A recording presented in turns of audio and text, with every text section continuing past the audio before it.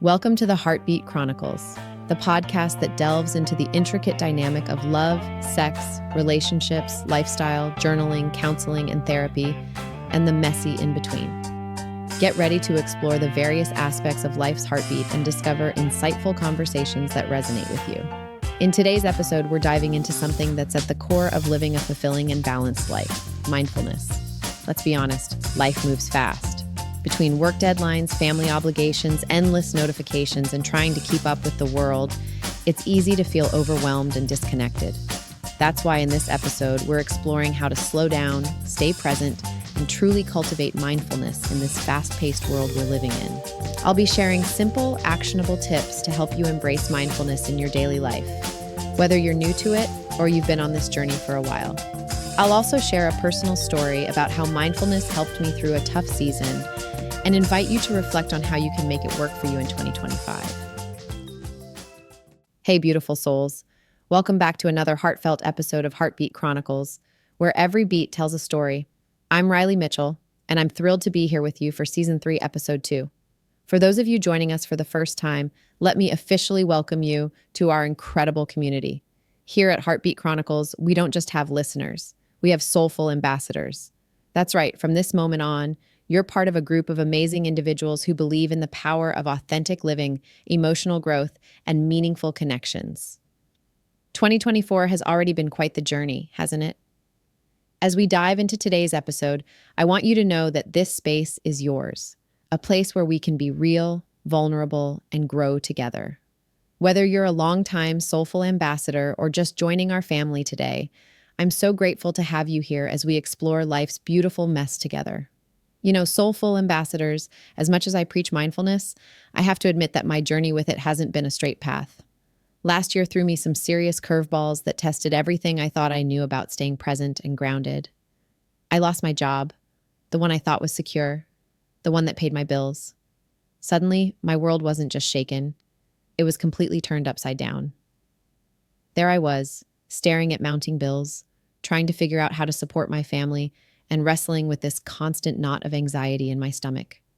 And because life has a funny way of piling things on, my relationship, the one I thought would lead to forever, ended right in the middle of all this chaos. Talk about a double whammy, right? But here's the thing about mindfulness that I never fully understood until I was forced to live it. It's not about having everything figured out. It's about being present with whatever mess you're in. Some days that meant sitting with my pain instead of running from it. Other days, it was as simple as remembering to breathe when panic started creeping in. I started journaling, not to fix anything, but just to acknowledge where I was. I prayed, not always for answers, but for strength to stay present in the discomfort. Looking back now, I can see how this practice of staying present, even when present felt pretty awful, changed everything. That job loss, it led me to a position that lights me up in ways my old job never did. Those mounting debts, they taught me financial mindfulness I never had before. And that heartbreak, it opened me up to healing parts of myself I didn't even know needed attention. Today, I'm putting myself back out there in the dating world. And you know what? I'm approaching it with a whole new level of presence and awareness. I'm not perfect at it, none of us are. But I'm learning that mindfulness isn't about perfection. It's about showing up moment by moment for whatever life throws our way. And sometimes those moments that feel like they're happening to us are actually happening for us, guiding us toward exactly where we need to be. Let's talk about what this constant rush, this perpetual state of busyness, is really doing to our minds. You know that feeling when your thoughts are racing like a hamster on a wheel, spinning faster and faster until you can barely catch your breath? That's become the new normal for so many of us, and it's taking a massive toll on our mental health. Think about it. We're constantly bombarded with notifications, deadlines, and responsibilities. Our brains are processing more information in a day than our grandparents probably dealt with in a month, and we wonder why we're feeling overwhelmed. This nonstop mental activity is literally rewiring our brains, making it harder for us to focus, relax, or find any sense of peace. I see it all the time. People walking around like smartphones running on 1% battery, completely drained but still trying to push through. We're experiencing anxiety levels that are through the roof, and depression rates are climbing year after year. And the worst part? We've somehow convinced ourselves that this is just how life is supposed to be. But let me tell you something. Burnout isn't a badge of honor. When we're constantly operating in survival mode, our bodies produce excess cortisol, that pesky stress hormone that can wreak havoc on our mental and physical health. We start experiencing memory problems, our emotional regulation goes haywire, and suddenly we're snapping at loved ones over the smallest things. The really sneaky part about this fast paced lifestyle is how it creeps up on you. It starts with skipping lunch to finish a project, then it's sacrificing sleep to catch up on emails. Before you know it, you're running on empty, feeling disconnected from yourself and others, and wondering why you can't seem to find joy in things that used to light you up. But let me tell you something. Burnout isn't a badge of honor. When we're constantly operating in survival mode, our bodies produce excess cortisol, that pesky stress hormone that can wreak havoc on our mental and physical health. We start experiencing memory problems, our emotional regulation goes haywire, and suddenly we're snapping at loved ones over the smallest things. The really sneaky part about this fast paced lifestyle is how it creeps up on you. It starts with skipping lunch to finish a project, then it's sacrificing sleep to catch up on emails. Before you know it, you're running on empty, feeling disconnected from yourself and others, and wondering why you can't seem to find joy in things that used to light you up. And you know what's really wild? This constant state of busyness actually makes us less productive, not more. Our brains need downtime to process, integrate, and create. When we deny ourselves these mental breaks, we're not just hurting our health, we're actually sabotaging our own success. It's like trying to drive a car at full speed without ever stopping for gas or maintenance. Eventually, something's got to give. Let me tell you how this constant busyness is affecting our relationships. And trust me, it's not pretty. We're all guilty of it. Scrolling through our phones while our partner tries to tell us about their day, half listening to our friends because we're mentally running through our to-do list, or canceling plans because we're just too exhausted from our packed schedules. Remember when catching up with friends meant really being there, sharing stories and laughing until your sides hurt? Now we've reduced our connections to quick text messages and social media likes. We're physically present, but mentally somewhere else entirely, thinking about that project deadline or that email we need to send. I had this wake-up call recently when my best friend pointed out that I hadn't really heard a word she'd said for the past 10 minutes. I was nodding along, but my mind was racing through everything I needed to do that week. It hit me hard. I was literally missing out on life's precious moments because I couldn't slow down enough to actually experience them. The irony is that relationships are what give our lives meaning, yet they're often the first thing we sacrifice when we're busy. We push off date nights, postpone family dinners, and let friendships drift because we're too busy. But here's the thing. We're not too busy.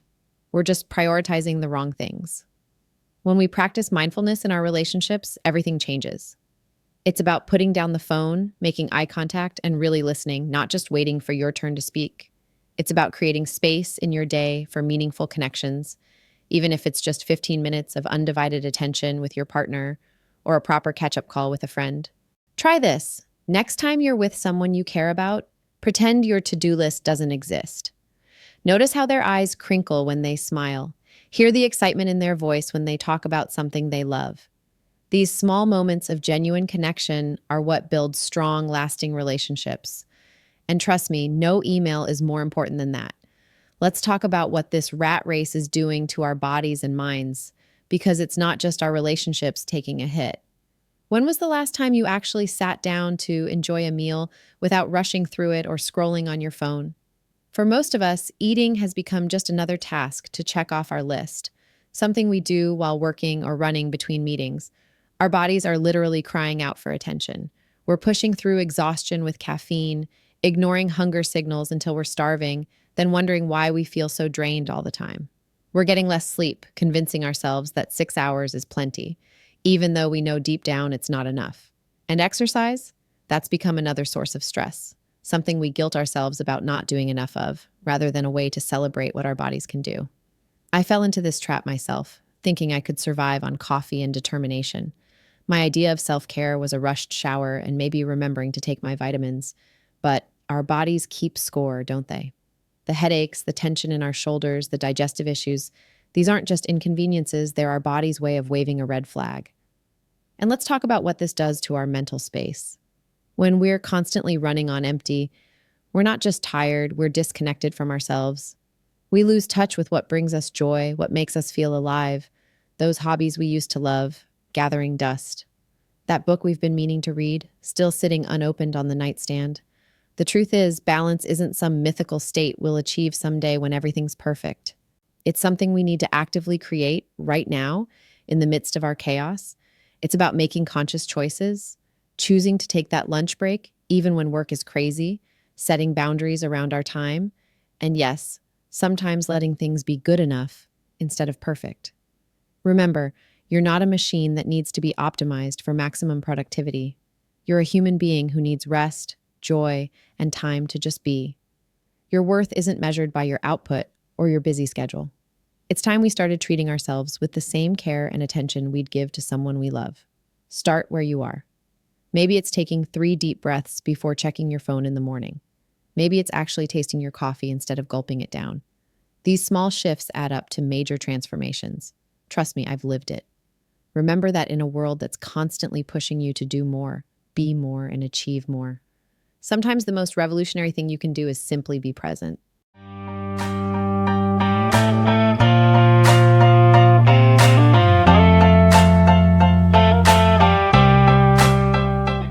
Mindfulness is something that's become quite the buzzword lately, but don't roll your eyes just yet. You've probably heard it mentioned everywhere, from your yoga instructor to your favorite coffee shop, and maybe you're wondering what all the fuss is about. Think of mindfulness as your brain's personal timeout button, except it's way more fun than being sent to the corner. It's this amazing ability we all have to hit pause on life's chaos and actually experience what's happening right now, in this moment, without getting caught up in all the what ifs and should haves that usually cloud our minds. Whether you're a busy parent juggling soccer practice schedules, a student drowning in deadlines, or someone who just wants to feel a bit more grounded in this crazy world, understanding mindfulness correctly could be exactly what you need. It's not some mystical practice reserved for Zen masters. It's a practical tool that can make a real difference in how we experience our daily lives. Let me break down what mindfulness really is. It's actually simpler than you might think. Imagine you're eating your favorite chocolate bar. Most of us would devour it while scrolling through our phones, barely tasting it. But mindfulness is about taking that first bite and really experiencing it, the texture, the sweetness, how it melts on your tongue.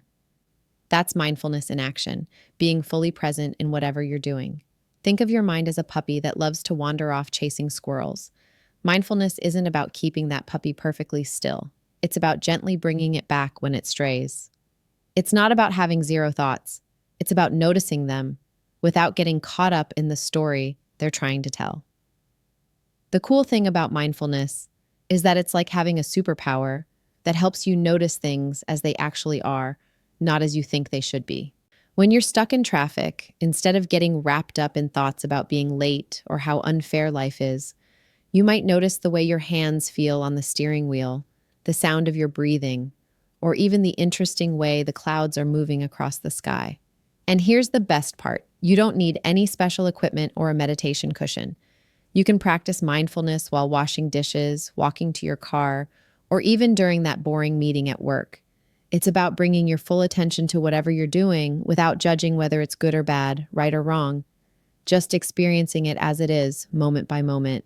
Now let's talk about why mindfulness is such a game changer. You know that feeling when you've got a million tabs open in your brain? Mindfulness is like hitting refresh on your mental browser. When you practice being present, your mind actually becomes sharper, like wiping a foggy mirror clean. I noticed this myself during a particularly hectic project deadline. Instead of drowning in my to-do list, taking mindful moments helped me see exactly what needed my attention first. The emotional benefits are pretty incredible too. It's like getting a new superpower where you can catch your feelings before they catch you. Instead of snapping at your partner because you had a rough day at work, you might notice that tension building and take a breath first. Suddenly, you're responding to situations rather than just reacting to them. It's the difference between being a puppet to your emotions and becoming the puppet master. Speaking of relationships, mindfulness can totally transform how we connect with others. When you're really present with someone, not thinking about what to say next or checking your phone, magic happens. People feel heard, understood, and appreciated. It's like upgrading from a fuzzy radio signal to crystal clear HD in your conversations. And stress? Well, mindfulness is like having a chill pill without the actual pill. Picture your stress as a pot of boiling water. Mindfulness helps you turn down the heat before it boils over. One of my favorite examples is from my morning commute. Instead of getting worked up about traffic, I started using that time to notice my breathing or observe my surroundings. The traffic didn't change, but my experience of it completely transformed. The coolest part about all these benefits is that they stack up over time. Just like going to the gym builds muscle, regular mindfulness practice builds mental fitness. You might start noticing small changes at first. Maybe you're sleeping better or not losing your keys as often.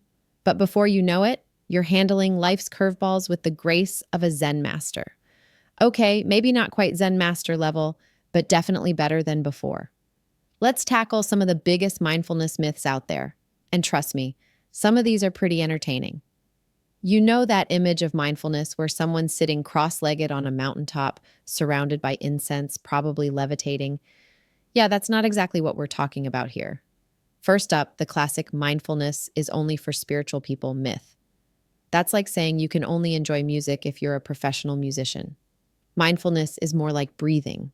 Everyone does it, and everyone can get better at it. Whether you're a CEO in a power suit or a barista crafting lattes, being present doesn't require a spiritual awakening or a membership to the Enlightenment Club. Then there's my personal favorite. You need hours of meditation to practice mindfulness. This one makes me laugh because it's so far from reality. Sure, some people enjoy long meditation sessions, but mindfulness can happen in the time it takes to brush your teeth. It's quality over quantity, folks. You wouldn't say you need to run a marathon to be considered exercising, right? Here's the truth. Trying to completely empty your mind is like trying to stop the ocean from having waves. It's not going to happen, and that's totally okay. Mindfulness isn't about creating a blank space in your head. It's about noticing the thoughts that come and go without getting caught up in them. Think of yourself as sitting on a park bench, watching thoughts pass by like clouds. You see them, but you don't need to chase after them. I remember when I first started practicing mindfulness, I thought I was doing it all wrong because my mind kept wandering to my grocery list, weekend plans, and that weird thing my coworker said last Tuesday. But here's the secret. Noticing that your mind has wandered is mindfulness. It's like having a puppy that keeps running away. Gently bringing it back is the practice. Now let's talk about this mindfulness is too time-consuming myth. I hear this one all the time, usually from people juggling 3 jobs, 2 kids, and a semi-functional coffee maker. But mindfulness isn't about adding another task to your already packed schedule. It's about bringing awareness to what you're already doing. Take your morning coffee, for example. Instead of gulping it down while simultaneously checking emails, responding to texts, and planning your day, try just drinking your coffee. Feel the warmth of the mug, notice the aroma, taste the flavor. Boom, you're being mindful, and you haven't added a single minute to your day. Or how about those moments when you're waiting for something? Instead of immediately pulling out your phone, try tuning into your surroundings. Notice the sounds, the temperature, the sensation of your feet on the ground. These tiny moments are golden opportunities for mindfulness that are already built into your day. The truth is, mindfulness can happen in the spaces between things, while brushing your teeth, during your commute, or even while waiting for your computer to update, which, let's be honest, happens way more often than we'd like. It's not about finding extra time. It's about using the time you already have differently. Let's tackle another big mindset block around mindfulness. This idea that you need to live some kind of serene, Instagram-worthy lifestyle to practice it effectively. You know the type of photos I'm talking about. Someone meditating on a pristine beach at sunrise, probably wearing all white and looking impossibly peaceful. But let me tell you, some of the most mindful people I know are busy parents, CEOs, and folks with packed schedules who can barely find time to match their socks. Think about it. If mindfulness only worked for people with calm lives, it wouldn't be very useful, would it? It's actually the chaos surfers among us who often benefit the most. That executive rushing between meetings, she practices mindfulness during elevator rides. That dad juggling 3 kids' schedules, he finds his moments of presence while waiting in the school pickup line.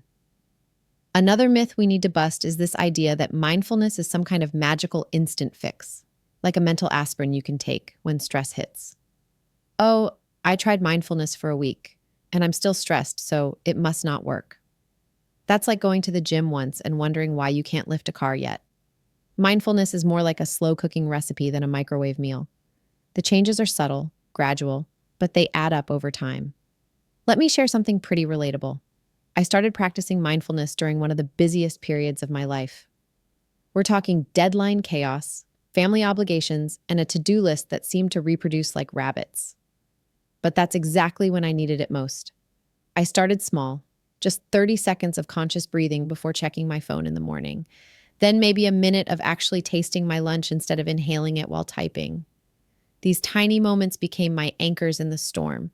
The beauty of mindfulness is that it works in real life, not just in perfect conditions. You can practice it while stuck in traffic, during your kids' soccer practice, or even in the middle of a heated work meeting. It's not about escaping your busy life. It's about being more present within it. And sometimes being present means acknowledging that, yes, this moment is chaotic, and that's perfectly okay. Remember, the goal isn't to create a peaceful life. It's to create a peaceful mind in the midst of whatever life throws at you. And trust me, life's going to keep throwing things.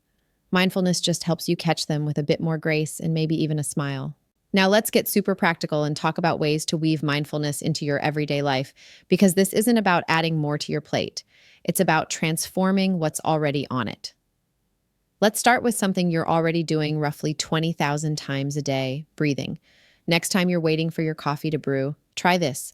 Take 3 deliberate breaths, feeling the air move through your nose, fill your lungs, and exit your body.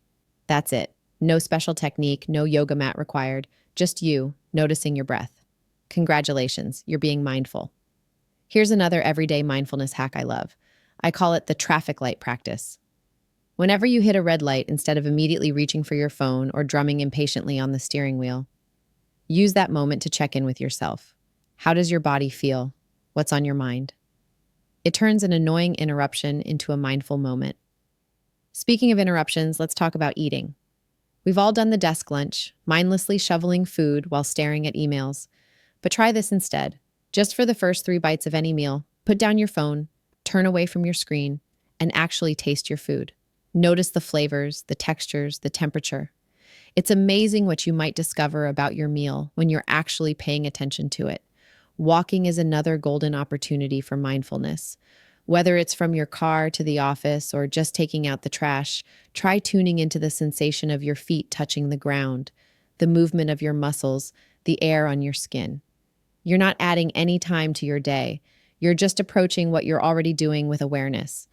Even scrolling through social media can become a mindful activity. Instead of mindlessly thumbing through posts, notice how each image or comment makes you feel. What emotions come up? What thoughts cross your mind? This kind of awareness can transform a typically zombie-like activity into an opportunity for self-discovery.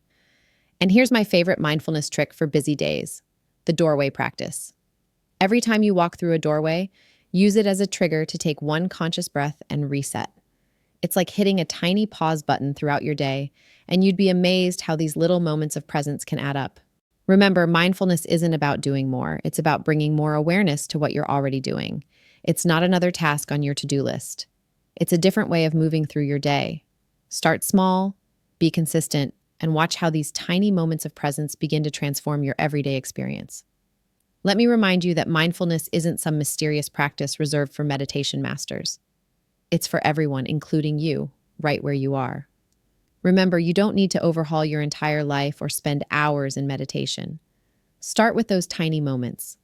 A conscious breath at a red light, really tasting your morning coffee, or simply feeling your feet on the ground as you walk to your car. These small acts of presence can create ripples of change in your life. If you've enjoyed diving into mindfulness with me today and want to keep exploring these practical ways to bring more awareness into your daily life, hit that subscribe button on your favorite podcast platform. By subscribing, you'll never miss an episode, and you'll be part of our growing community of people who are discovering that mindfulness isn't about perfection, it's about progress.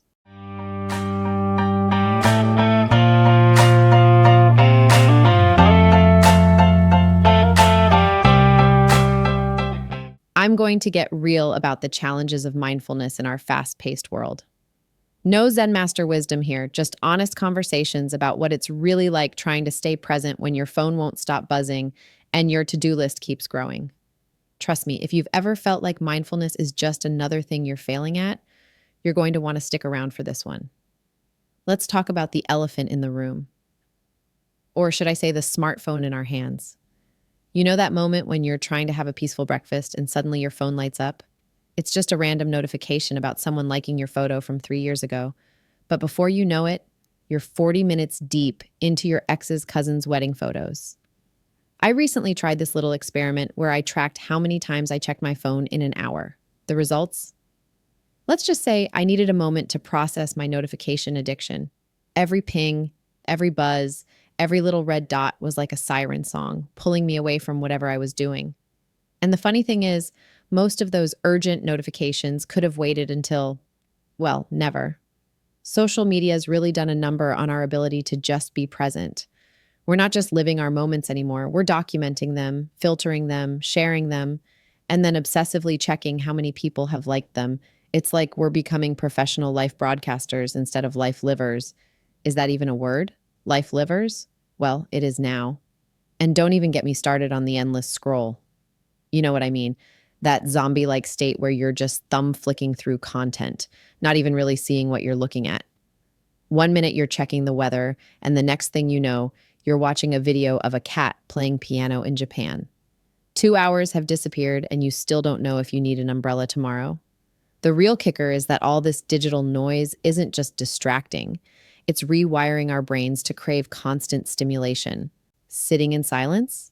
Better check Twitter. Waiting in line? Time for a quick Instagram browse. Standing in an elevator? Better catch up on those emails. We've basically turned every quiet moment into an opportunity to flood our minds with more information, more updates, more everything. You know what's become our modern badge of honor? Being busy. We wear our packed schedules like Olympic medals, and somehow I'm so busy has become everyone's favorite humble brag. It's like we're all competing in the productivity Olympics, and nobody's winning gold in the mindfulness category. I caught myself the other day trying to brush my teeth while responding to emails and listening to a podcast.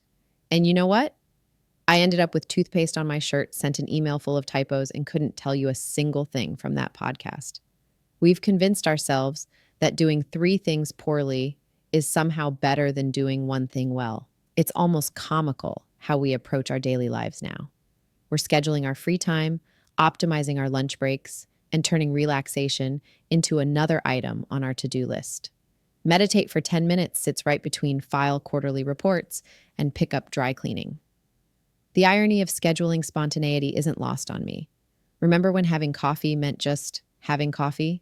Now it's a mobile office hour where we're simultaneously caffeinating, catching up on work, planning our weekend, and probably scrolling through social media. Our brains are like those plate-spinning acts at the circus, except eventually all the plates come crashing down. What's really wild is how we've normalized this constant state of mental gymnastics. We praise people who can multitask effectively, even though studies show that's about as real as my childhood dream of becoming a professional unicorn trainer. We're not actually doing multiple things at once. We're just switching between tasks really quickly and doing them all a little bit worse. We've somehow created this culture where being present, doing 1 thing at a time, and taking genuine breaks feels almost rebellious. Like you're breaking some unwritten rule of modern life if you're not maximizing every second of your day. But here's the thing, maybe being unproductive is exactly what we need to be productive in the long run. Let me tell you about my own battle with perfectionism. It's like having a really demanding roommate living in your head rent-free. Last year was particularly intense when I lost my job unexpectedly. Instead of processing that loss, I immediately jumped into overdrive, convinced that if I just worked harder, planned better, and basically became superhuman, I could control everything. The overthinking was relentless. I'd spend hours crafting the perfect job application, only to second guess every word choice at 3 a.m. And don't even get me started on dating after my relationship ended. I'd analyze every text message like I was trying to crack some secret code. Was adding that emoji too casual?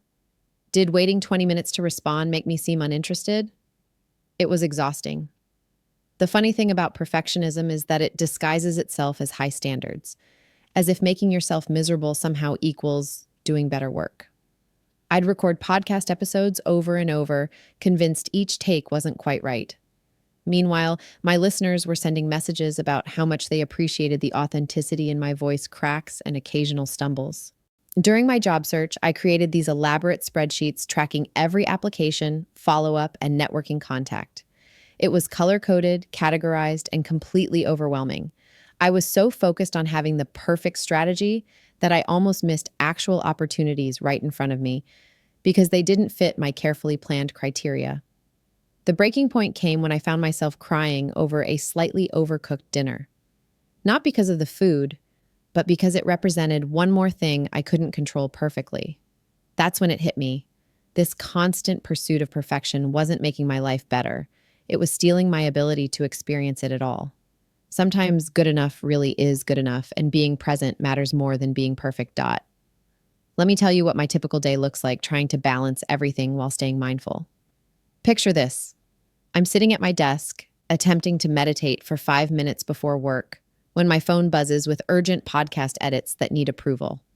Before I can even process that, my calendar reminds me about 3 back-to-back meetings. And somewhere in between, I'm supposed to remember to breathe mindfully. It's kind of funny when you think about it. Here I am, producing episodes about personal growth and mindfulness, while simultaneously juggling spreadsheets, deadlines, and trying to remember if I fed the dog this morning. The irony isn't lost on me. I'll be recording a segment about being present in the moment, only to realize I've been mentally running through my grocery list for the past 5 minutes. I've had days where I'm simultaneously editing a podcast episode, attending a virtual meeting with my camera off, and eating lunch, all while telling myself this is totally fine and definitely not the opposite of mindfulness. But you know what? These moments of chaos have become my best teachers. They've shown me that mindfulness isn't about creating perfect, Zen-like conditions. It's about finding small pockets of awareness in the midst of real life. Sometimes mindfulness looks like taking 3 deep breaths between Zoom calls. Other times, it's fully focusing on my coffee for just 1 minute before diving into email. I've learned to find mindfulness in unexpected places, like those few precious moments while the microphone is warming up before a recording session or during my walk to grab the mail. The biggest lesson has been accepting that balance doesn't mean having it all perfectly sorted out. Some days work takes more energy. Other days, I can give more to the podcast or my personal life. The key isn't to distribute everything equally all the time, but to be fully present with whatever I'm doing in that moment, even if it's just for a few seconds. And honestly, that's usually enough. Let me share some practical ways I've found to weave mindfulness into even the busiest days. You know what's been a game changer for me? Setting my phone to do not disturb during specific times. It's amazing how those few notification-free hours can help you reconnect with the present moment. Something else that's worked wonders is what I call micro-mindfulness moments. These are tiny pockets of awareness that you can squeeze into your day without needing to rearrange your entire schedule. It could be as simple as feeling the warmth of your coffee mug in your hands, or noticing the sensation of your feet touching the ground as you walk to your next meeting. I've also started using everyday tasks as mindfulness triggers. When I'm washing dishes, instead of rushing through them while mentally rehearsing my next podcast intro, I try to focus on the sensation of the warm water and the smell of the soap. When I'm stuck in traffic, rather than getting frustrated, I use that time to practice some gentle breathing exercises. The key is to start small and be realistic. You don't need to meditate for an hour every morning. Even 1 minute of conscious breathing can make a difference.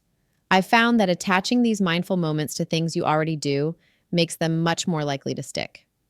Maybe it's taking 3 deep breaths every time you sit down at your desk, or spending the first sip of your morning coffee in complete presence. Remember, mindfulness doesn't have to be perfect or profound. Sometimes it's just about catching yourself when you're on autopilot and gently bringing yourself back to the present moment. Even if you only manage to be mindful for a few seconds at a time, those moments add up and can make a real difference in how you experience your day. I want to leave you with something that took me way too long to learn. Mindfulness isn't about reaching some magical state of permanent zen. It's more like learning to dance in the rain rather than waiting for the storm to pass. Whether you're crushing it with your mindfulness practice or feeling like you're barely keeping your head above water, you're exactly where you need to be. Your journey is your own, and those moments when you think you're failing at being mindful, They're just as valuable as the moments when everything clicks. So here's my invitation to you. Embrace your perfectly imperfect mindfulness practice. Start where you are, use what you have, and do what you can. Because at the end of the day, even the smallest moment of presence is a victory worth celebrating.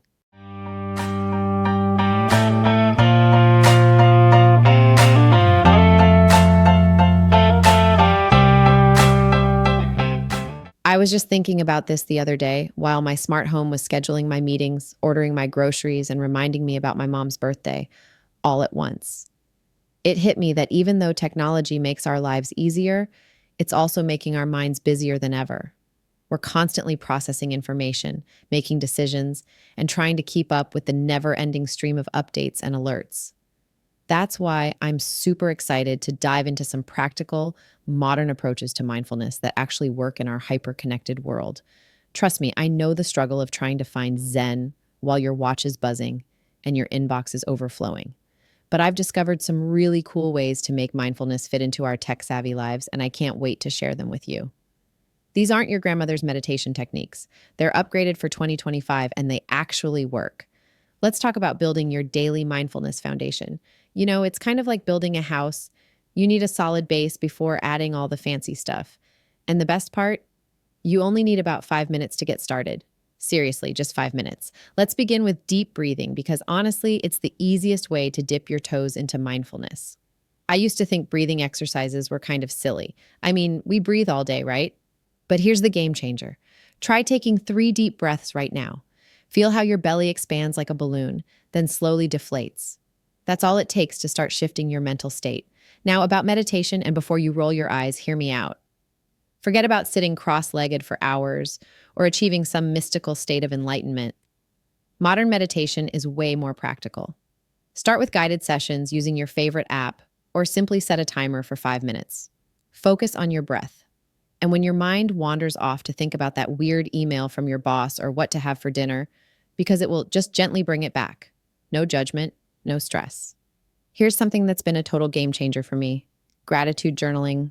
But let's be real. In 2025, you don't need to write in a fancy leather-bound journal, though you totally can if that's your thing. Use your tablet, phone, or even ask your AI assistant to record your grateful moments. The key is to be specific. Instead of "I'm grateful for my job," try "I'm grateful for how my team supported me during this morning's presentation." One cool hack I've discovered is pairing these practices with things you already do. Do your breathing exercises while your morning coffee brews. Meditate during your commute if you're using self-driving transport. Journal while having your breakfast. It's all about integration, not addition. And remember, you don't have to be perfect at this. Some days you'll only manage 1 deep breath, or your meditation will be interrupted by your smart home telling you about a package delivery. That's totally fine. The real magic happens when you stop trying to achieve mindfulness perfection and start embracing these practices as part of your daily life, mess and all. Now, let's dive into something we all desperately need but rarely take: mindful breaks. In our hyper-connected world, these little pockets of peace are more crucial than ever. Think about it. When was the last time you took a break that didn't involve scrolling through your social feed or checking messages? Here's a reality check. Our brains aren't designed for constant digital stimulation. They need genuine downtime, not just switching from one screen to another. I learned this the hard way after nearly burning out from what I call fake breaks. Those moments when you think you're relaxing, but you're actually just adding to your mental load by consuming more information. Let me share a game-changing approach I've been using. It's called the 20-20-20 rule, but with a mindful twist. Every 20 minutes, take 20 seconds to look at something 20 feet away. But here's the key. Make it a mindful moment. Feel your feet on the ground, notice your breathing, and actually observe what you're looking at. It's amazing how this tiny pause can reset your entire system. Speaking of resets, let's talk about the elephant in the room: screen-free time. I know it sounds terrifying in 2025, but hear me out. Start with just 15 minutes. No phone, no augmented reality glasses, no smart displays, just you and the real world. I started doing this during my lunch break, and it felt weird at first, like I was missing a limb. But now, it's become my favorite part of the day. Here's a practical tip for making screen-free time actually happen. Create a digital sunset ritual. Set up your devices to automatically switch to Do Not Disturb mode at specific times. I've programmed mine to start dimming and switching to grayscale an hour before my scheduled screen-free time. It's like having a gentle reminder that it's time to disconnect and reconnect with yourself. Try this during your workday. Between tasks, instead of immediately jumping to the next thing or checking your messages, take a 30-second pause. Feel the texture of your desk. Notice the temperature of the air. Listen to the sounds around you. These micro moments of mindfulness add up to make a massive difference in your day. And remember, you don't need to hide in a meditation pod or have perfect silence to practice mindfulness. These breaks can happen anywhere, waiting for your autonomous vehicle, standing in line at the coffee shop, or even during a virtual meeting load-up. The key is to make these moments intentional rather than letting them slip away into the digital void. Let's explore some powerful presence techniques that can genuinely transform your daily experience. One of my absolute favorites is the 5-4-3-2-1 grounding technique.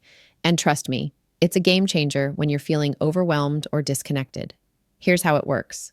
Name 5 things you can see right now, 4 things you can touch, 3 things you can hear, 2 things you can smell, and 1 thing you can taste. I use this technique during my commute, and it's amazing how quickly it pulls you back to the present moment. Now let's talk about mindful eating. Because let's be honest, most of us are guilty of inhaling our lunch while staring at screens. I've started treating my meals like mini meditation sessions. Take your first bite and really experience it. Notice the temperature, the texture, the way the flavors change. It sounds simple, but it's revolutionary. The best part? You can practice this even during a quick 5-minute snack break. Walking meditation is another fantastic tool, and no, you don't need to move in slow motion or chant mantras. I've adapted this for my busy schedule by transforming my walk to the office into a mindful experience. Feel your feet making contact with the ground. Notice the rhythm of your steps. Observe how your body moves.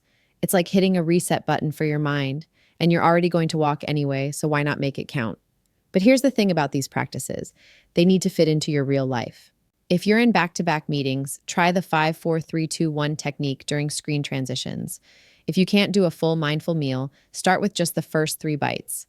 Got a packed schedule? Turn your walk between meetings into a mini walking meditation. I found that the key to making these practices stick is to attach them to things you're already doing. I call it mindfulness piggybacking. For instance, I practice presence every time I unlock my phone, just a brief moment to feel my breath before diving in. Or while waiting for my morning coffee to brew, instead of reaching for my device, I do a quick body scan. The beauty of these techniques is their flexibility. You don't need special equipment or a perfect environment. They're like mental Swiss Army knives, adaptable, portable, and incredibly effective. Whether you're in a crowded train, a quiet office, or anywhere in between, these tools are always available to help you drop into the present moment.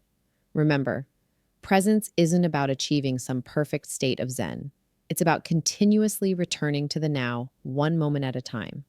Even if you get distracted 100 times, each return to presence is strengthening your mindfulness muscle. Now let's dive into creating a space that actually supports your mindfulness practice, because your environment has a huge impact on your state of mind. I learned this the hard way when I tried meditating in my cluttered home office. Talk about a recipe for distraction. Think of your space as the container for your practice. The clearer the container, the clearer your mind can be. First up, let's talk about decluttering. But don't worry, I'm not going to tell you to throw away everything you own. Start with your primary workspace. Take 5 minutes to clear off your desk, keeping only what you need for your current task. It's amazing how much mental space this physical clearing creates. I keep a single drawer for the maybe I'll need this items, which helps prevent decision fatigue. Now let's make your space work for your senses. I've discovered that our environments are constantly sending signals to our brains, so we might as well make them positive ones. For sound, I use a small white noise machine when I need focus, or I'll play nature sounds. Rain is my personal favorite. If you're in an open office, noise-canceling headphones can be your best friend. Lighting makes a massive difference too. I position my desk near natural light, but if that's not possible, try using warm-toned lamps instead of harsh overhead lighting. I also keep a small plant on my desk. It's amazing how just a touch of nature can ground you throughout the day. And here's a pro tip. Use essential oils or a natural room spray. Lavender for calm, citrus for energy. Your nose is a direct line to your brain's relaxation response. Temperature is often overlooked, but it's crucial for comfort and focus. I keep a light throw blanket nearby for when the AC gets too aggressive, and I found that a small fan can provide both white noise and temperature control. It's all about creating a cocoon of comfort that supports your practice. Here's a game changer for home spaces. Designate a specific corner or area as your mindfulness zone. It doesn't need to be big. Mine is literally just a cushion by the window with a small table for my timer and a candle. Having this dedicated space tells your brain it's time to shift gears when you sit there. For the office, I've created what I call a mindful toolkit in my desk drawer. It includes a stress ball, a small aromatherapy roller, and a few tea bags. These simple tools help create mini moments of mindfulness throughout the day, even in a corporate setting. Remember, it's not about creating a perfect Zen garden. It's about making small, intentional changes that support your practice. The key is to make these changes sustainable. Start with one area, make it work for you, then gradually expand. Your environment should feel like a gentle invitation to presence, not another item on your to-do list. Let's distill everything we've covered into some practical, bite-sized actions you can take right now. You don't need to transform your entire life overnight. In fact, that's exactly what we want to avoid. Start with just 5 minutes of mindful breathing tomorrow morning. That's it. No fancy cushions, no apps, no complicated techniques. Just you paying attention to your breath. If you're thinking, I don't have 5 minutes, I challenge you to look at how much time you spend scrolling through social media. We can all find 5 minutes. Here's what I want you to remember. Mindfulness isn't about emptying your mind or achieving some mystical state of perfect calm. It's about showing up for your life moment by moment. It's about noticing when you're on autopilot and gently bringing yourself back to the present. Pick one daily activity. Maybe it's drinking your morning coffee, walking to your car, or washing dishes, and try to do it mindfully. Really taste that coffee. Feel the temperature of the water on your hands. Notice the sensation of your feet touching the ground. These tiny moments of awareness add up to a more conscious, intentional life. For your workspace, start with just clearing off your desk. One simple change in your environment can spark a chain reaction of mindful choices. And when it comes to breaks, try the 20-20-20 rule. Every 20 minutes, look at something 20 feet away for 20 seconds. It's good for your eyes and creates natural pause points in your day. Consistency trumps intensity every time. It's better to practice for 5 minutes every day than to do an hour once a month. Don't wait for the perfect moment or setting. Start where you are with what you have. Your mindfulness journey is uniquely yours, and it begins with a single conscious breath. The tools and techniques we've discussed today are just that, tools.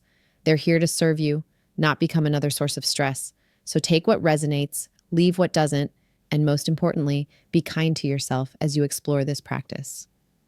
Your attention is a muscle, and like any muscle, it gets stronger with gentle, consistent training.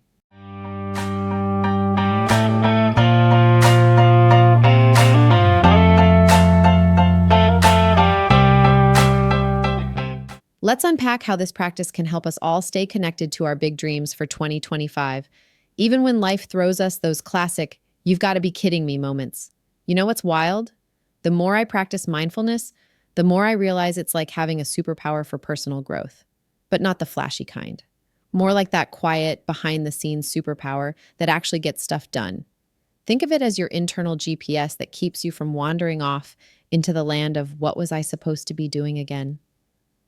When we're mindful, we're not just going through the motions like zombies on autopilot.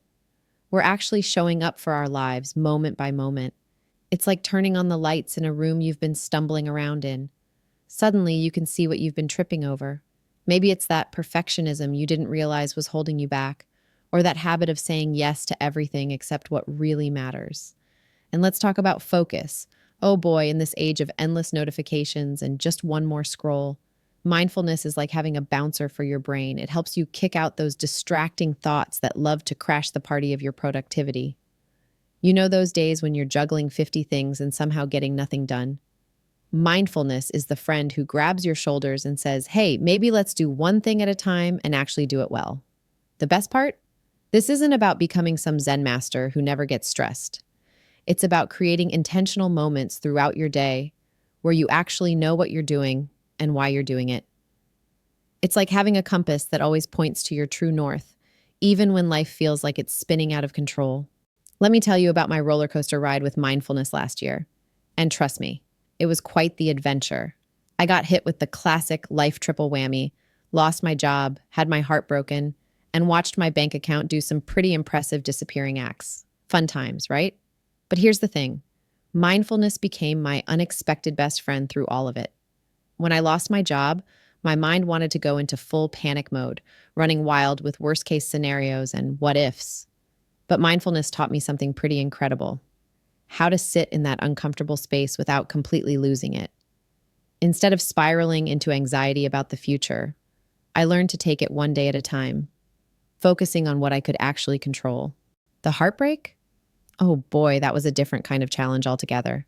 You know that feeling when your chest feels like it's being squeezed in a vice grip? Mindfulness helped me realize that feeling the pain was actually okay, necessary even. Instead of trying to distract myself with endless Netflix binges or diving into the deep end of social media stalking, I learned to just feel it. Sounds simple, right? But it was like finally taking off a heavy backpack I didn't even know I was carrying, and those financial worries, they were like this constant background noise that wouldn't shut up. But mindfulness helped me approach them with a clearer head. Instead of letting money stress consume every waking moment, I started breaking things down into manageable chunks. It was like turning down the volume on that anxiety radio station that had been blasting 24/7. Looking back now, I realized these challenges weren't just obstacles, they were my greatest teachers. Mindfulness didn't make my problems magically disappear, but it gave me the tools to navigate through them without losing myself in the process. It taught me that clarity often comes not from having all the answers, but from being present enough to ask the right questions. You know what's funny about bringing mindfulness into your work life? It's like having a really chill personal assistant in your head, one that actually helps you slow down instead of adding more to your plate. In my podcasting journey, it's been a total game changer. There I was, racing to pump out episodes, obsessing over download numbers, and basically turning myself into a content creating robot. Then mindfulness tapped me on the shoulder and was like, hey, maybe take a breath. Now, when I sit down to plan an episode, I actually take a moment to check in with myself first. Am I creating this because I'm genuinely excited about it, or am I just caught up in the hustle culture tornado? It's amazing how much better your work gets when you're not trying to outrun your own thoughts. The real breakthrough came when I started celebrating the small wins. Got a heartfelt message from a listener? That's worth celebrating. Finally figured out how to edit out that weird breathing sound I make? Pop the champagne. Okay, maybe just a sparkling water, but you get the idea. Before, I was so focused on the big goals that I was missing all these little victories along the way. And let's talk about career transitions, because those are about as comfortable as wearing wet socks. But mindfulness helped me approach each challenge with more curiosity than fear. Instead of freaking out about every little setback, I started viewing them as plot twists in my professional story. Sure, sometimes those plot twists feel more like plot hurricanes, but staying present helps you weather the storm without completely losing your mind. The best part? When you're actually present in your work, you start noticing opportunities you might have missed while running on autopilot. It's like suddenly seeing in HD after watching life through a foggy window. Your goals don't just feel like items on a to-do list anymore. They become part of a bigger, more meaningful journey. Let me share some real-world examples of how mindfulness transforms everyday challenges into opportunities for growth. Take my morning routine, for instance. Instead of immediately diving into my phone and getting swept up in the tsunami of emails and notifications, I now start with a 5-minute breathing exercise. It sounds simple, maybe even a bit cliche, but it's like putting on glasses before trying to read. Suddenly, everything comes into focus. Remember that time you had 3 deadlines colliding, your coffee maker broke, and your cat decided to redecorate your laptop with hairballs? We've all been there. But here's where mindfulness becomes your secret weapon. Instead of spiraling into panic mode, you pause, you breathe, you name what you're feeling. Okay, this is stress. This is overwhelm. This is me wanting to hide under my desk with a family-sized bag of chips. Just acknowledging these feelings often takes away half their power. One practice that's been particularly game-changing is what I call the pause and play technique. When faced with a decision or challenge, I pause for 3 breaths. During the first breath, I notice my initial reaction. Second breath, I consider the bigger picture. Third breath, I choose my response.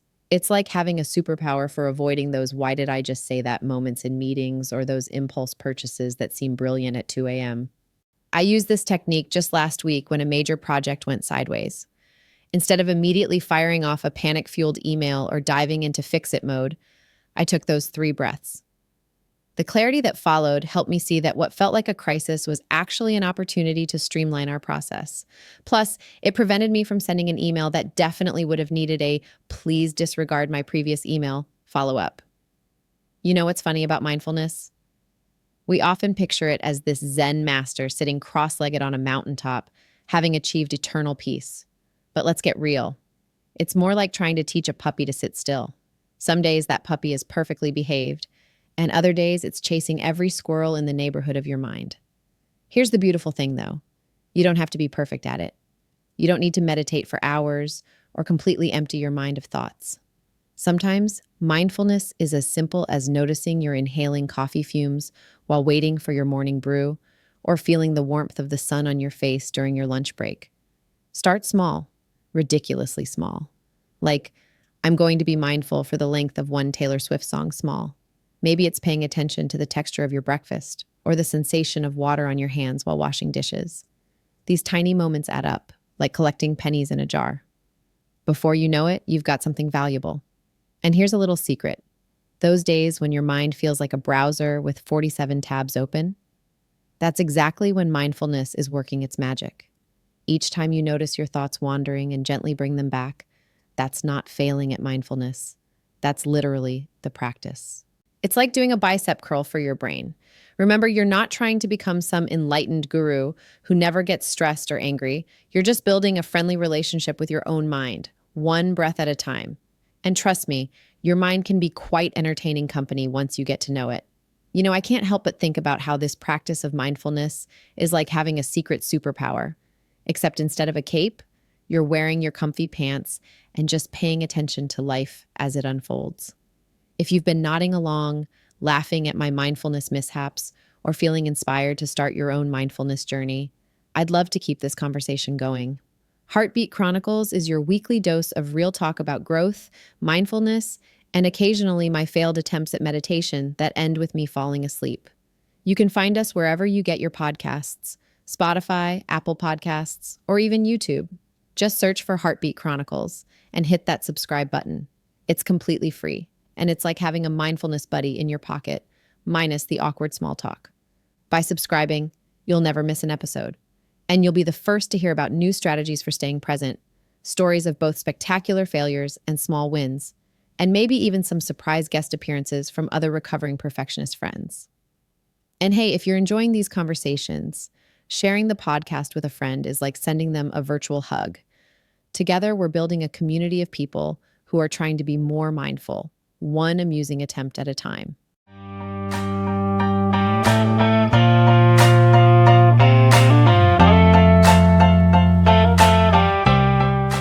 Stay tuned as we unpack 3 super simple mindful habits that you can start implementing this week.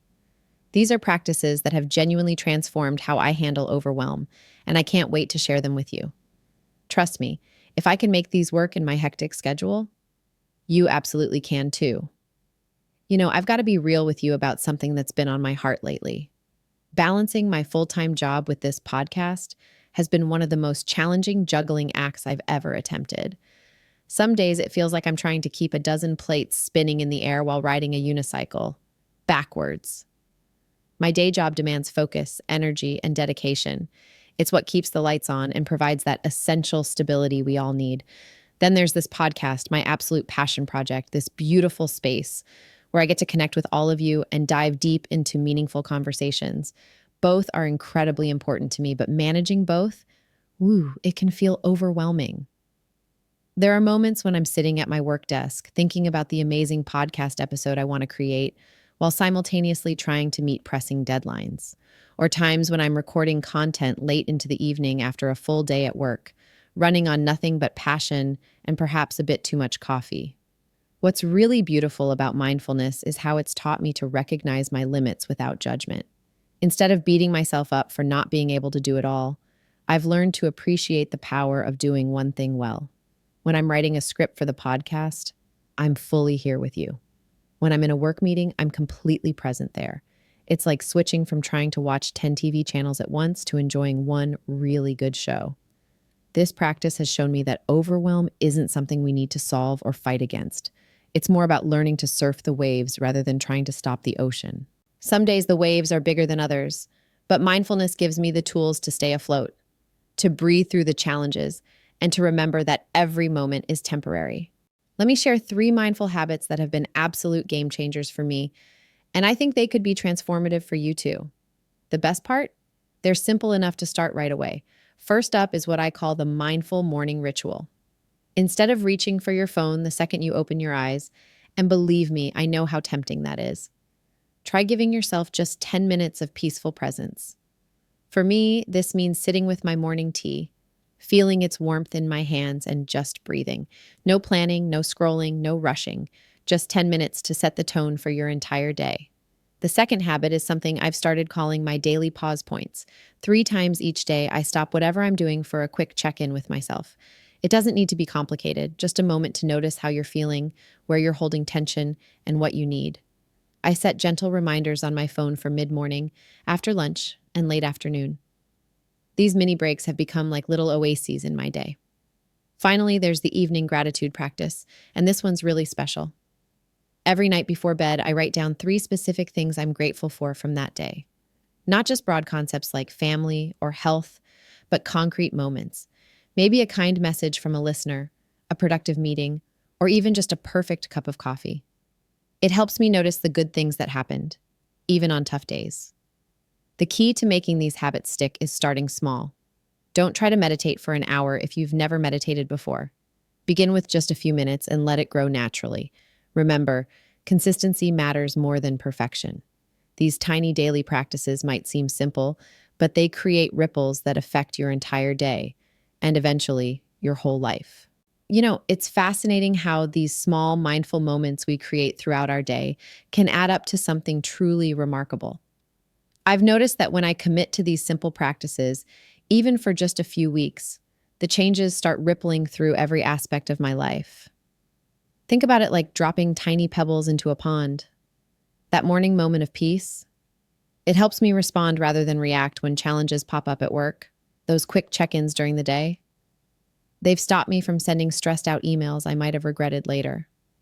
And that evening, gratitude practice has completely shifted how I view my days.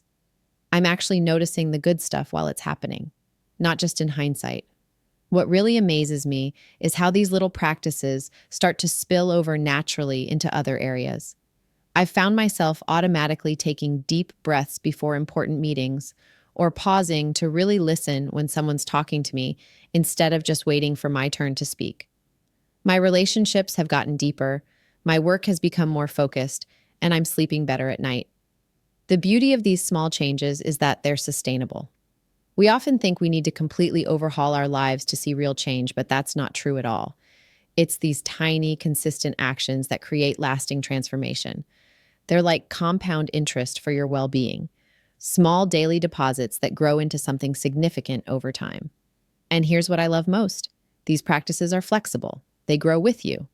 What starts as 5 minutes of morning quiet might naturally expand to 15 as you begin to crave that peaceful start to your day. Your brief gratitude list might evolve into a deeper journaling practice.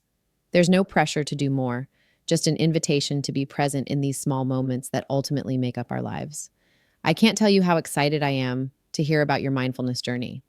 If you've been inspired by any of these practices we've discussed today, I encourage you to start small and choose just one habit to focus on this week. Maybe it's those 10 minutes of mindful morning time, or perhaps those 3 daily check-ins speak to you. Whatever resonates, give yourself permission to start exactly where you are. And hey, I'd absolutely love to hear about your experiences. Share your mindfulness journey with our community by posting about it on social media with the hashtag MindfulGrowth2025. Whether it's a photo of your morning meditation spot, a quick note about what you're grateful for, or even your challenges along the way, every share helps inspire others on their own path to mindfulness. Remember, this isn't about perfection, it's about progress. Some days you'll nail your practice, and others might feel more scattered. That's completely normal and part of the journey. What matters is that you keep coming back to these moments of presence, one breath at a time.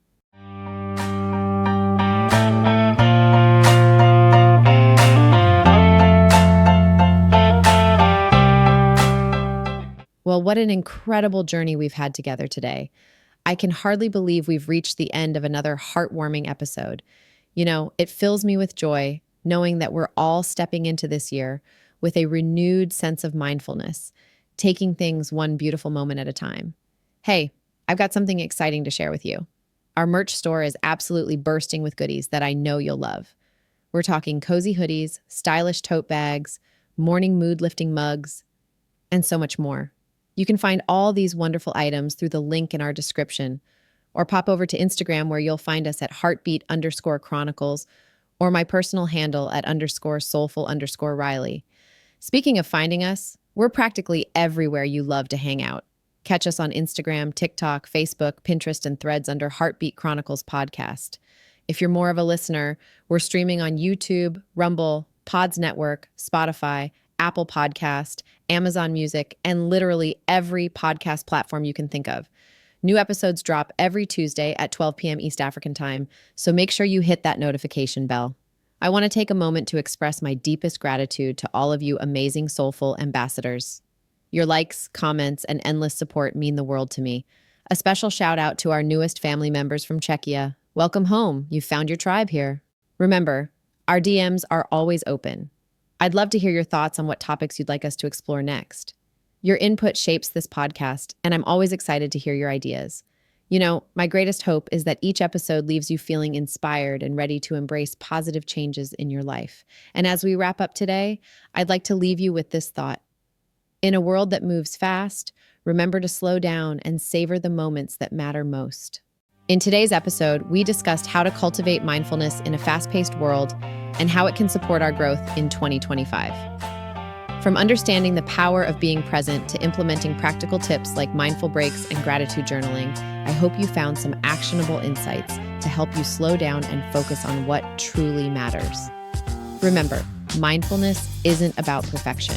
It's about making small, consistent changes in our daily lives. So whether it's taking a mindful moment during your day or creating a peaceful environment around you, every step forward is a step towards growth. I want to thank you, soulful ambassadors, for being with me on this journey. I hope you're feeling inspired to integrate more mindfulness into your routine and set intentional goals for the year ahead. If you haven't already, make sure to subscribe to Heartbeat Chronicles so you don't miss out on the upcoming episodes. Trust me, there's a lot more to come. Next week, we'll dive into another exciting topic. I can't wait to share that with you. Until then, take a deep breath, slow down, and remember, in a world that moves fast, remember to slow down and savor the moments that matter most. Stay mindful, stay present, and keep growing. Thank you for listening, and I'll see you in the next episode.